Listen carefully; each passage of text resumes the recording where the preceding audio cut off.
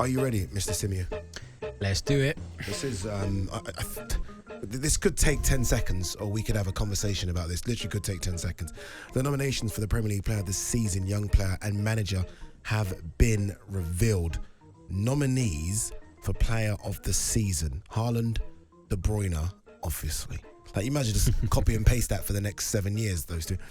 ODEGAARD, Yep. Saka, Marcus Rashford, Kieran Trippier, and Harry Kane. How many is that then? How many done that? 2, 4, 7. 7. Can I eliminate a couple quickly? Can we get rid of Marcus Rashford? Yeah, get rid of Trippier. Ooh. Yeah, come on. Not player of the season. I know, good, that's just ridiculous, isn't it? He's probably not been Newcastle's player of the season. Honestly, he's probably not been Newcastle's player of the season. Yeah. All right, so those have gone. That leaves HAALAND, De Bruyne, ODEGAARD, Saka and Kane. Kane has to be up there. Pains me to say it, but he has to be up there because he's kept it going. 28 Premier League goals, which is, by the way, that's only 7. I know only 7. It's only 7 behind HAALAND. I find that astonishing that he's got that many. He's been excellent. ODEGAARD has been excellent for the most part, but has dropped out from time to time in terms of his level. So I wouldn't put him in there. Is there anyone, now that you're eliminating, you can add if you want, this is our show, we can do it. Is there anyone that should be in there that isn't in there? It's difficult to say off the top of my head. I don't think there is. No. I think that... No goalkeepers? We don't show love to goalkeepers. I don't know. I can't think Alisson, what? Did you say what? What did you say? No, come on. It's an amazing season. We'd be relegation candidates. He's been okay. He's had better seasons. Okay. I think... No one for you? No one else for you? No, I wouldn't give it to Saka. No, I wouldn't give it to ODEGAARD. Too much of a drop-off. You wouldn't give it to ODEGAARD? No, I wouldn't give it to ODEGAARD. If I'm being completely 15 objective, goals from midfield. He's been fantastic, but if I'm being objective completely here and taking my Arsenal hat off for a minute, Harry Kane has been unbelievable in a really poor Spurs side. And for me, given that he's broken the record, it has to be Erling Haaland. I can't really look beyond that. Remember that this is Premier League Player of the Season. Yeah, of course. Yeah. But in the Premier League, he's broken the record for the most goals in one season. What's more of an achievement, though? What is he? I think he's on 35 or 36 goals. He's 36. What's more of an achievement than he's 36 for Man City, or Harry Kane's 28 for Spurs? Yeah, that's a good point. It is, isn't it? It's a good point. I think Harry Kane's really close to being Premier League Player of the Season. Yeah, it's a good point. Yeah. I wouldn't begrudge you picking either of those two. I'd love it to be one of the Arsenal boys, but as I say, not gonna happen. Last couple of months, Saka's dropped off quite a bit. ODEGAARD would be the Arsenal one that you'd push into the conversation. But I feel like there's been a few moments over the course of the season where he has just gone missing a little bit, not in a way that is so bad that he should be criticised. There was a period of about 4 games where he vanished. There was a period, and everyone does it, but the spotlight was on Arsenal because you were so good. So maybe not, but I think he's had an incredible season. And as captain. And he's taken it up to a whole new level. There's no denying that. But if I was to sit here and say he should get the gong ahead of Kane or Haaland, I think I'd be bordering on bias there. So I'm going to try and be fair. Yeah, I think Haaland's going to win it, but I think Kane deserves to win it. But I think Haaland should win it.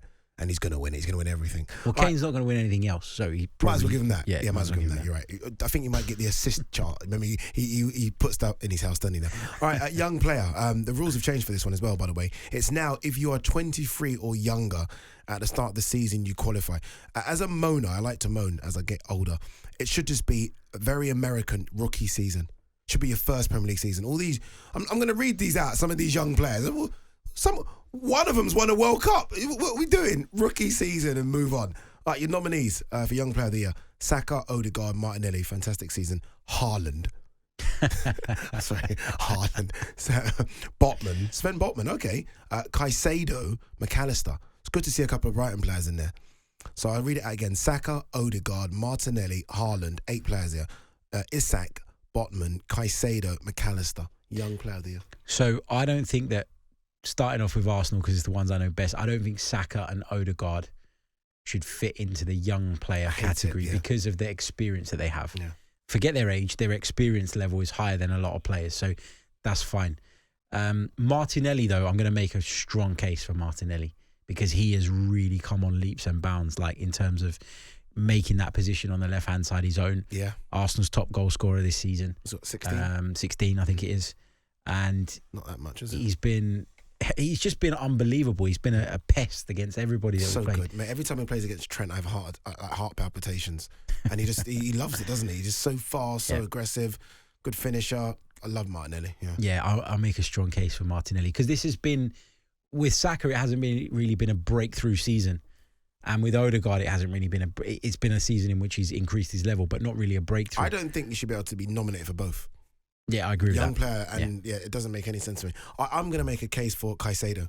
Okay. I think Moises Caicedo at Brighton's been just a revelation. Like when Basuma left, you could understand Brighton fans thinking, "Jeez, we've just lost Basuma." And I remember at the time I thought Tottenham won the window by getting Basuma and Richarlison. Caicedo's just stepped in and he's just shown he's a level above that. Yep. I mean, the fact that you went for him in January, and he will go to a Champions League club and just it'll be normal for him to play Champions League football next season. I think he's been outstanding in a Brighton team that are now in Europe. Brighton in Europe. Your case has been accepted. Thank you very much, sir. Thank you. Heard. Thank you very much. Who do you think is going to win it? Haaland's in it. He's going to win it, surely, then. Come on. If he can't win both, for me, I don't like... It doesn't make any sense, then. If he doesn't win it, it makes no sense, I guess, because... if we're saying he should win the Player of the Year, which... we're a bit by default, he should exactly. He should win young. But they really should look at changing that to rookie season, I think. I hate using that American term, rookie season, but I think they should change it. Or within your first couple, maybe within your first Max. 2 seasons. Yeah. Or maybe even make 21 or something. 23. Because 23 in footballing terms isn't as young as the... Trent is 24, I believe, and he's played like 300 times at Liverpool. So you could literally... So forget it, nonsense. This, I think, isn't as easy as... It probably is easy, actually, what I'm talking about. Manager of the season. Okay. De Zerbi, Arteta, Guardiola, Marco Silva shouldn't be there, Eddie Howe, Unai Emery. Gary O'Neill didn't make the cut. Gary O'Neill should be in there ahead of Marco Silva. Gary O'Neill didn't make the cut and Marco Silva made it. Marco Silva's first half of the season was excellent. No taking that away from him. But in the second half, Fulham have significantly dropped off. Mitrovic, though. He did, but I think overall their performances have dropped off, and I think that because they had such a strong start, they've never, ever been in any real jeopardy. But generally speaking, I think he had a good half a season. So I think Marco Silva, take him out of there, put Gary O'Neill in the mix because he's done brilliant things with Bournemouth. Yeah. Roberto De Zerbi's the name that jumps off to me. Mikel Arteta, for me, would have been a case had he won the league. Still done a great job, but Pep Guardiola's done a great job, but he's got the tools. We've discussed that already. To me, it's De Zerbi or Unai Emery. I would say De Zerbi more than they were Unai 17th when he came. I remember we had Dan. What's that? What was the Aston Villa? Dan Bardell. Is there Aston Villa? Isn't it? I can't remember his name. Dan Bardell. Yeah, sorry, I completely forgot his name for a second. Dan Bardell came on and he was like nervous. This is just before they sacked Gerrard. He's thinking they're in a relegation scrap. They got as high as 5th. I think he's done a fantastic, but you're right, it's De Zerbi, isn't it? Yeah, it's got to be De Zerbi. It's got to be De Zerbi. Well, it's not going to be. It's going to be Pep. Pep's going to win it. Yeah, but Villa have spent money over the last few years. Yeah. Just because not had the money. No, he's not had it, but he's come into a situation where it wasn't great at the time, but he had tools to work with, Unai Emery, and any half-decent coach, Unai Emery's more than that, would have... You're a bit salty, aren't you? No. Unai Emery's a good coach. Sure. Anyone worth his weight in gold would have come in and got more out of that squad. But he's actually got rid of the players that, but the players that Gerrard spent money on doesn't start for him, Yeah, which goes to show that... So there was rubbish players. Which goes to show the resource was there, but the use of it was poor. Yeah. And it just shines an even brighter light on Steven Gerrard and how unequipped he is to lead at a club of Villa size. I wish they were like the opposite, like, negative ones, like worst manager of the season and stuff like that. Like Flop of the season. Frank and Steven who battling it out. That's why we have to make up our own awards. We have to make the own stuff out. Is Ten Hag unlucky not to be on this? No, not for me. Considering the upheaval, Ronaldo, all that drama of Ronaldo, getting rid of Maguire, realising he's not good enough. I think he's done a couple of good things this season. I think everybody knew that Maguire wasn't good enough from the outset. I'm not going to give him credit for that. He obviously had the situation with Cristiano and Ronaldo. His solution was to go and get Wout Weghorst, who I think has been a disappointment.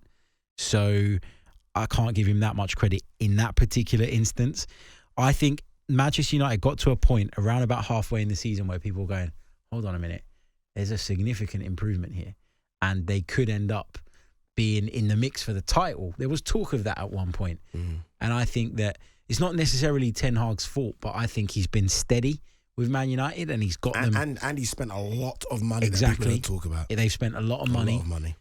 I think they've been steady under Ten Hag, and I think he deserves more time because it's his first season.